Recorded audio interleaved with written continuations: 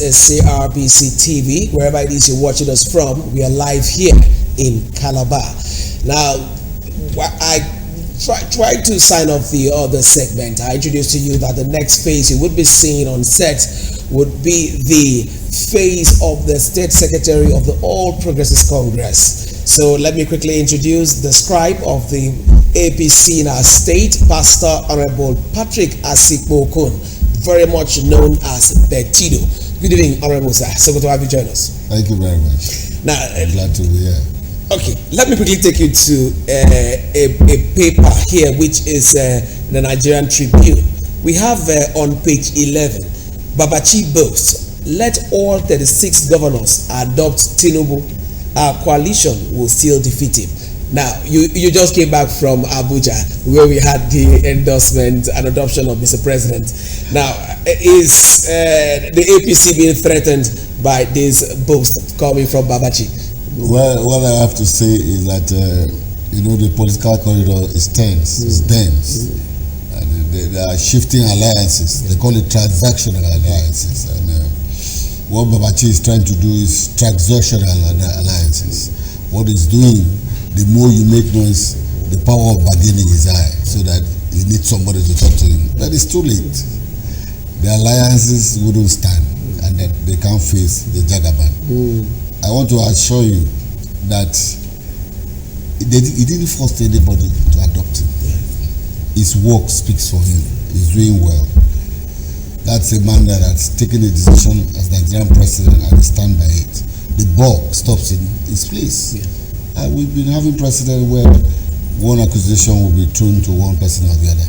There is no cabal. When we went to Abuja, there is no cabal in his government. He is the cabal himself. So for you to say that whatever they are doing there, it's just transactional ideology. They keep shifting it. Atiku, Babachi, and the rest of them. Atiku left PDP to ACN, ACN to AC, AC to PDP, PDP. You now want to form an alliance. Kwakwa saw the same thing, PDP to ACN, ACN to now NPP. So, it's just shifting of ideologies. In a game, I don't think the referee will allow you to change jersey while the match is on. So that's what they are doing.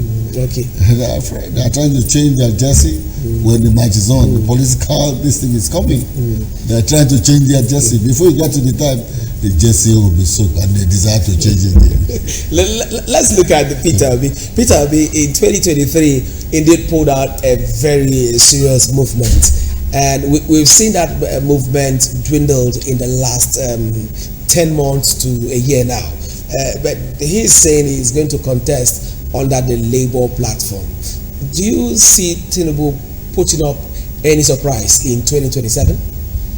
Tinubu will win. There's no two way about it. Tinubu will win. See, what happened during that election as Obi, the youths had a niche and they wanted to cause a change. They wanted relevance in the country called Nigeria. And they showed that they can do it. Obi was a movement. It was not a political party. Obi was a movement. And in this ideological political movement that we're going to have now, nobody will beat Jagaban. He's a man to beat. He's the master of the game. Look, my brother, let me tell you something.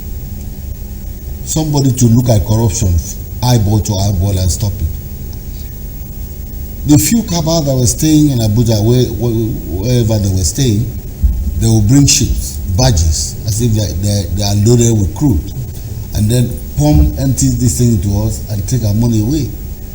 And then the few, maybe they bring 10 batches, 5 will carry crude, and then they just pump those 5, claim the money for 10. Within 1, 2, 3 weeks, scarcity will come in again. Since Jagaban came in, there is stability. Yeah, the price is somewhat high, but there is stability. When you see fuel to buy at the filling station, you are happy.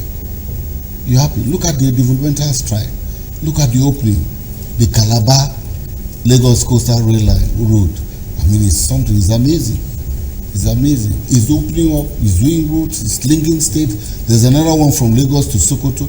There's another one from Lokoja to Edo State. Look at the road of Edo State they showed the other day. People were staying there for 9 days. There's an intervention going on. He listens to the people. He listens to the people. I mean, he will win.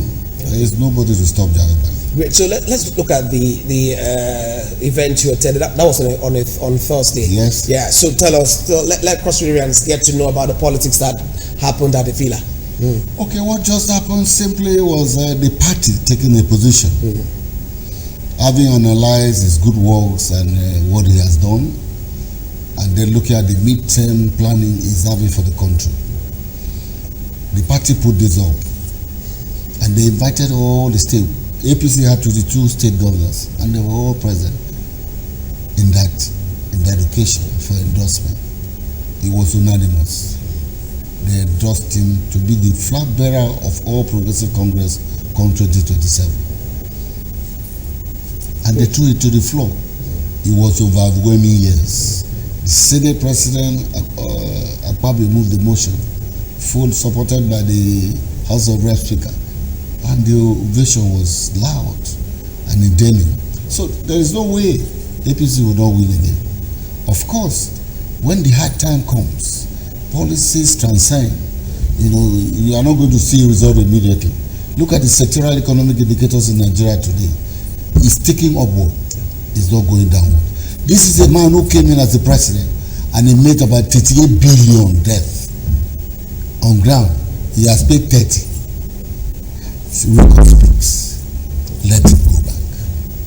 That's the truth about it. Great. Now, let's quickly come back home here.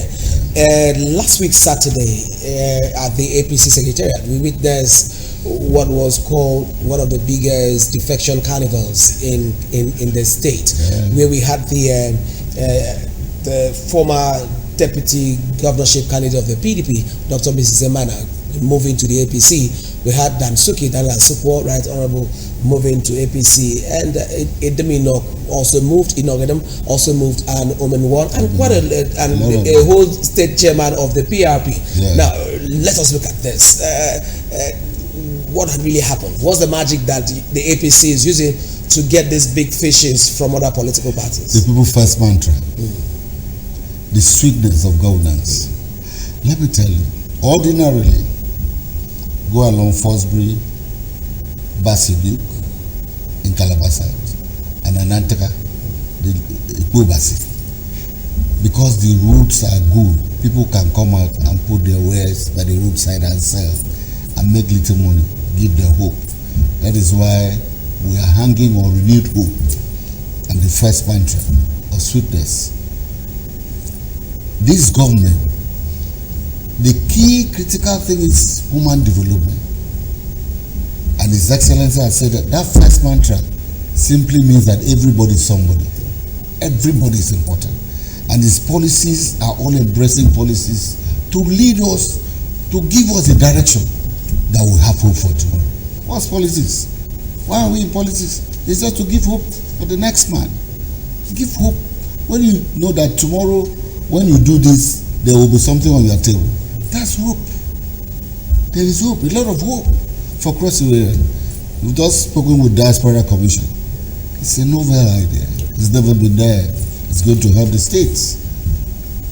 There's a green line that is going to bring in terms of atmosphere, environmental this thing that is trying to put up. The green line will give us resources. Definitely. He is not hanging on one thing. He's diversifying in terms of agricultural development, in terms of industrial expansion. He's doing road development, road construction and all that. I mean, we never had it so good. He's the best. For me, across my heart, he's the best. He's the best. If 2 years he can do all this, I mean, let's wait to see the next 2 years. What is going to put on the table for us, Cross Rivers. Okay, so all of these are those things that actually attracted these defectors. Okay. Others to come in. He attracted them. They have said it at the party secretariat. All of them. Lady Eman Ambrose said it, that the sweetness of governance has cost him. He has seen a man who said the truth and stand by his truth, by his word. That's who he said it. That he's been convinced without reasonable doubt that he has to join Prince to make the second term election easy. And of course, as a party, we have adopted him as the sole candidate of the party. He's going to be our candidate to fly the kite in 2027. We are sure he's going to be the next governor in 2027. There's no doubt about it. Okay, remember what happened in 2022 as a build-up to producing the party flag bearer at the governorship level. We had about 17 cross-Rurians, 15 from the south, then 2 from the central. Now, the party has taken a position that, look, we've endorsed His Excellency to be the sole bearer. Do you think that some people may not come up to still put out their foot to say they want to contest? Well, And if they want to, would the party stop them? they are entitled to come up. Okay. But what I want to guarantee is that they will fail. Because the leaders of cross-Rurians in years past had set up a formula that we should have rotational governance so that everybody will have a feeling, all the segment of the state will have a taste of it. Now we have done that. The 2 people that came out actually backed out eventually. And the southern people that came out from the south sat on the round table and said they want Prince, and Prince emerged as a candidate of APC. Now, in terms of performance, that could be possible if we turn around as a party and we are not too comfortable with the masses, the reactionary tendencies of the masses. Then we will say, anybody who comes out might decide to put a show, political show, so be it. But with this kind of level of performances, it's continuing, it's not stopping, any stopping. Every day, every time we talked about him, he's saying one thing. Have you inspected this bridge? Have they gone to this place? Have you done this one? You are going to see his commissioning within 2 years. I mean, it's massive. And he's a great man. I want to stand by. I stand by him. I don't think the party will have a mind to bring any other person. Great. They will not. Okay, so 4 days from now, His Excellency the Governor will be marking his 2 years in office. So in the last 2 years, I know you've said something about it, but we like it now in this perspective. In the last 2 years, how would you rate the administration of Senator Prince Bassey to His Excellency? My dear, let me start with education. Because a state without good educational foundation will breed out touts, people that will come to fight the system. But our educational foundation has been changed. The Commissioner of Education has done well. The level of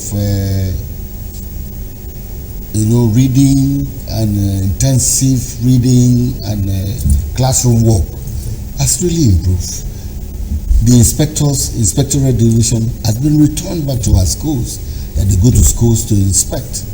Is it in the areas of industry, agricultural expansion, industry?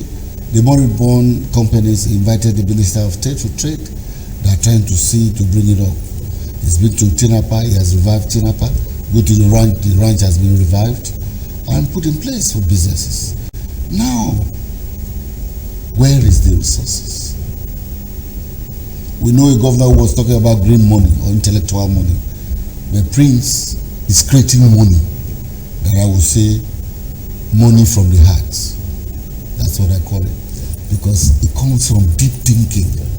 You need to think and then apply whatever thought you bring up to the environmental indices you see and which area will bring something to crossing areas. He's doing very well. Is it the civil servant?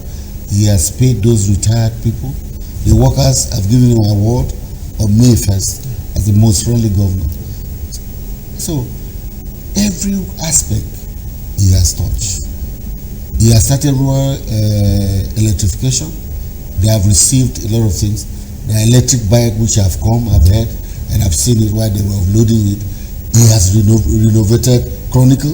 If you pass along Barracks, it's massive. These are things you can see, not here. Look at our roads. Look at our roads. The ambience of our environment. Look at the 11-11 and the rest, and the last carnival. It was top notch. So we are believing that with the launching of the next team for carnival for 2025, it's going to be a bomb. So for me, I'm very happy to have a governor like Prince Basidele too. I score him 97%. Let me take for human concession the 3% and keep to myself. But I will score him very high, really high. Great. He's done really well. Great. Okay, so let's get to your word for Cross Riverians as His Excellency will be marking his second year in office. Let's get to word. That's going to be your parting shot as well.